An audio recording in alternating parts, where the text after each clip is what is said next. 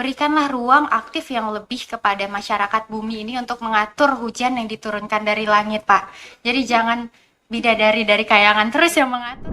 Iya, pada Pak Purbaya ini kami harapkan PLN ini sampai hari ini masih sangat iri kepada Pak Purbaya karena bisa menyala tanpa token.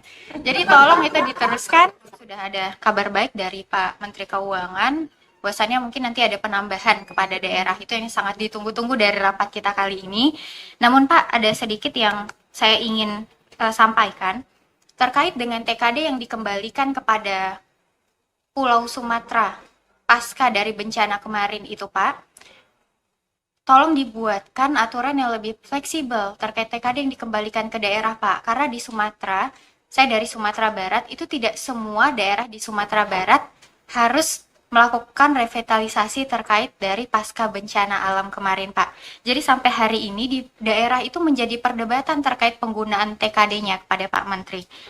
Karena dari TKD yang dikembalikan ini kan difokuskan kepada perbaikan untuk bencana, Pak. Di Bukit Tinggi salah satu contohnya, kota kami di Sumatera Barat yang tidak terkena dampak dari bencana, itu dananya ada tapi tidak bisa digunakan. Nah, itu sampai hari ini menjadi perdebatan. Dan selanjutnya mungkin pesan kami juga, Pak, karena kami yang turun langsung kepada daerah-daerah, Pak, tolong untuk TKD ini tidak semuanya itu mandatorinya sudah diatur oleh pemerintah pusat. Karena tadi saya dengar dari Pak Menteri PPN bahwa kita tujuannya saat ini di 2027 adalah membumi. Jadi kalau membumi, Pak, berikanlah ruang aktif yang lebih kepada masyarakat bumi ini untuk mengatur hujan yang diturunkan dari langit, Pak. Jadi jangan bidadari dari kayangan terus yang mengaturnya, Pak. Karena sampai hari ini, mungkin memang pemerintah pusat itu sangat memperhatikan daerah, tapi tidak semua prioritas daerah itu tersentuh oleh pemerintah pusat, Pak. Sampai hari ini masih banyak sekali itu bagian-bagian vital di daerah itu yang ingin dibangun oleh pimpinan daerahnya, tetapi tidak bisa karena ada pemotongan anggaran, sudahlah dipotong, anggarannya sudah ada mandat-mandat khusus penggunaannya. Jadi tolonglah Pak berikan juga kepercayaan kepada daerah sehingga daerah ada peningkatan ekonominya. Dengan adanya peningkatan ekonomi di daerah, kita harapkan juga peningkatan ekonomi di negara kita juga lebih maju.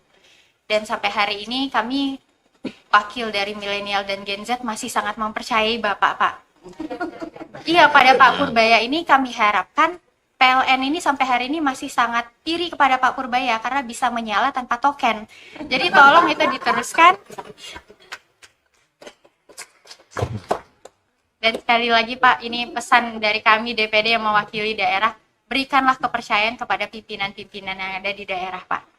Mungkin itu yang bisa saya sampaikan. Bila Taufik Walhidayah. Assalamualaikum warahmatullahi wabarakatuh.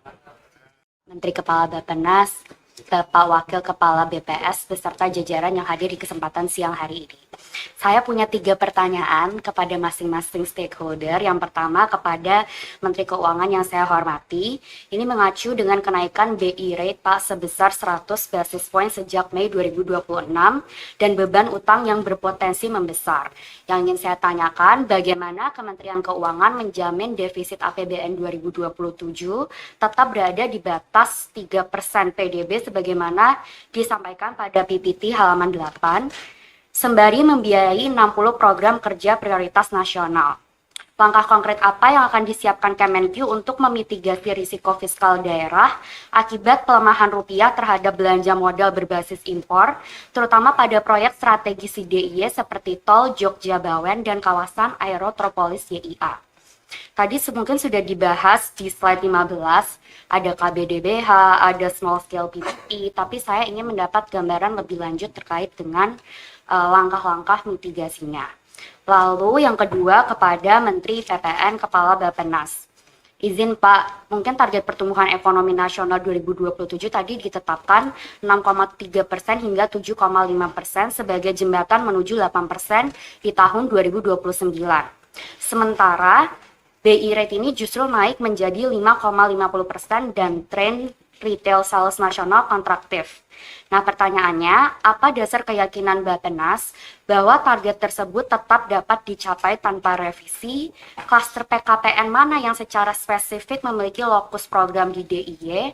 Dan apakah di DIY sebagai provinsi dengan basis pendidikan tinggi terbesar mendapat alokasi lokasi untuk program Sekolah Garuda Baru, Sekolah Garuda Transformasi, dan Sekolah Rakyat? Lalu tambahannya, mohon Pak dijelaskan juga keterkaitan klaster hilirisasi dan industrialisasi, khususnya pengembangan ekosistem kedirgantaraan dengan kawasan Bandara YIA dan rencana Aerotropolis Kulon Progo.